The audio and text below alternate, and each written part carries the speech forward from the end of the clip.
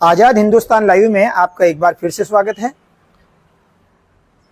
Collector Khandwa Shri Rishabh Gupta ji के एक आदेश के कारण बड़वा सनावद शहर के अंदर जो भारी वाहनों का ट्रैफिक का आवागमन हुआ, उसके कारण से बड़वा नगर के 4 युवाओं को अपनी जान से हाथ धोना पड़ा, जिसके कारण पूरा शहर आंदोलित था।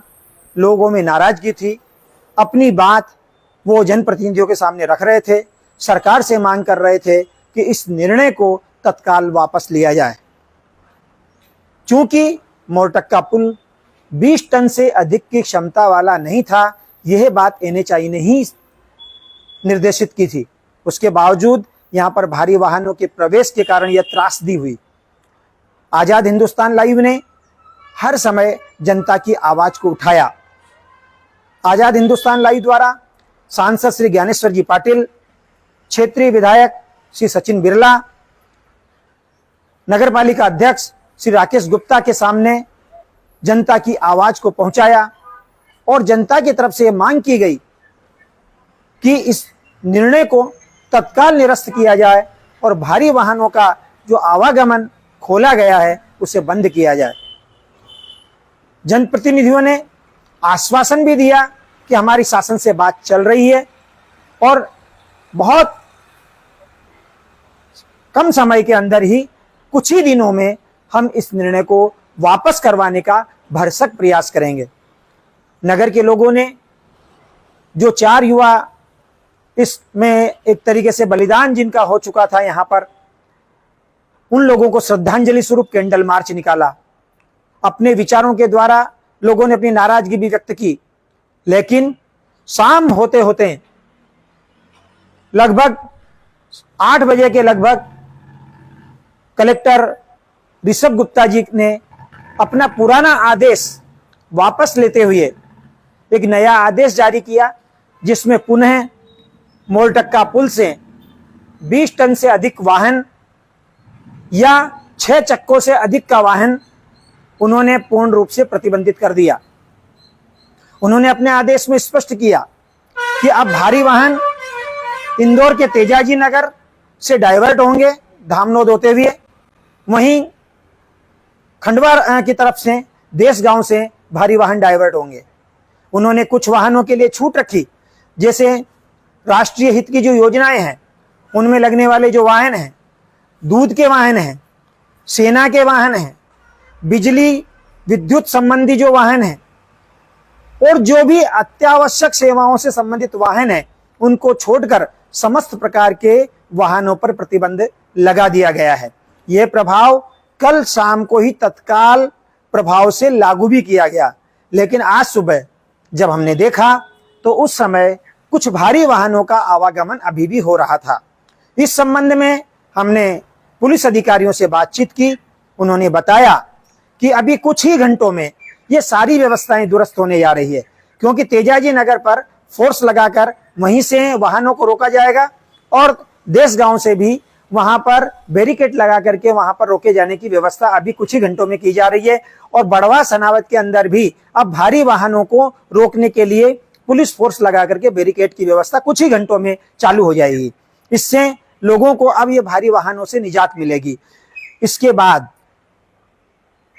प्रतिबंध के बाद में सांसद श्री ज्ञानेश्वर जी पाटिल ने भी जनता की बात में को सहमति देते हुए उन्होंने कहा कि वास्तव में हमने कई युवाओं को खोया है और उसी के कारण से, जो भारी वाहनों के कारण से जो परेशानी हो रही थी, उसकी वजह से ही कलेक्टर को बोल करके, कलेक्टर से बातचीत करके ये प्रतिबंध लागू करवाया है। विधायक सचिन बिरला ने भी इस बात पर खुशी जताई कि हमने शासन के सामने जो मांग रखी कि यह मांग पूरी होना चाहिए, प्रतिबंध वापस लगना चाहिए भारी वाहनों पर। सरकार ने हमारी बात को भी माना और जनता की आवाज में आवाज मिलाकर उन्होंने इस प्रतिबंध को लगाया।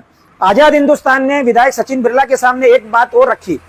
जो आरोप अब तक लगाए जा रहे थे कि रात के अंधेरे में सुरक्षा अधिकारियों द्वारा पैसे लेकर जो स्वीकृत वाहन है उनके अलावा भारी वाहनों को निकाला जाता है, इस संबंध में सचिन बिरला जी ने कहा है कि जो जिन वाहनों को शासन ने परमिशन दी है उन्हीं वाहनों को यहां से निकाला जाएगा। यदि इसके अलावा अन्य वाहन निकले तो उसकी जिम्मेदारी मोरटक्का चौकी या बड़वा चौकी या जो भी तेजाजी नगर या देशगांव नाके के जिम्मेदार सुरक्षा अधिकारी रहेंगे और उन पर कड़ी कार्रवाई की जाएगी। अब देखना यह है कि इससे जनता को कितनी राहत मिलती है और यह नियम कितनी जल्दी लागू होता है। धन्यवाद। विगत दिनों बड़वा नगर के हमारे 4 युवा साथी भारी वाहनों के आवागमन के कारण काल के ग्रास में समा गए।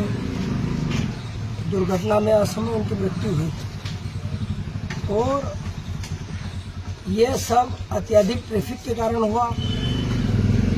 प्रशासन का एक निर्णय जिसके कारण बड़े बड़े वाहन मां नर्मदा के ऊपर जो 100 वर्ष पूर्व से जो पुल बना है उसके कारण ये दुर्घटनाएं हुई, क्योंकि पुल भी क्षतिग्रस्त है। इसके बाद भी प्रशासन ने आवागमन जारी रखा और जन आक्रोश के कारण हम सब लोगों का ध्यान भी उस ओर गया और निर्णय सरकार ने जिस तरह से कर लिया वो स्वागत योग्य है। पूर्ववत व्यवस्थाएं कर रहे हैं। 20 टन से ऊपर के वाहन जो प्राइवेट हैं, जो निजी कार्यों के लिए जा रहे थे, उन सबको रोकने का काम प्रशासन कर रहा है। केवल अति आवश्यक सेवाओं के वाहन ही अब मां नर्मदा के पुल से गुजर सकेंगे। पूर्ववत व्यवस्थाएं हुई। अब जिसके कारण आने वाले समय में दुर्घटनाएं नहीं होंगी ऐसी हम सबको उम्मीद है। और आज जो निर्णय प्रशासन ने लिया वो स्वागत योग्य होते हुए हम आज ही दोनों थानों को भी अलर्ट कर रहे हैं कि बड़े बड़े वाहन नर्मदा जी के पुल से ना गुजरें, इसकी वो लोग व्यवस्था करें। और बड़वा में प्रशासन जो हमारी नगर पालिका है, जो हमारे थाना क्षेत्र का एरिया है, उस एरिया में गति सीमा तय की जाए। चाहे ट्रक हो चाहे छोटी गाड़ियां हो, धीमी गति से निकलेंगी तो मैं समझता हूँ दुर्घटनाएं नहीं होंगी। और जो हमारे 4 परिवार के जो साथी जिनका कोई दोष नहीं था, ट्रैफिक के कारण उनकी असमय मृत्यु हुई, उन सबको श्रद्धांजलि अर्पित करता हूं। और जो दुख हमारे इस विधानसभा पर आया, परिवारजनों पर आया, मां नर्मदा से भी कामना करता हूं उनको इस दुख को सहन करने की शक्ति दे। हम सब लोग उन परिवारों के साथ हैं और सरकार इस समय दुर्घटनाएं कम से कम हो, सड़कें अच्छी हों, व्यवस्थाएं दुरुस्त हों, इस ओर पूरा ध्यान लगाए हुए है।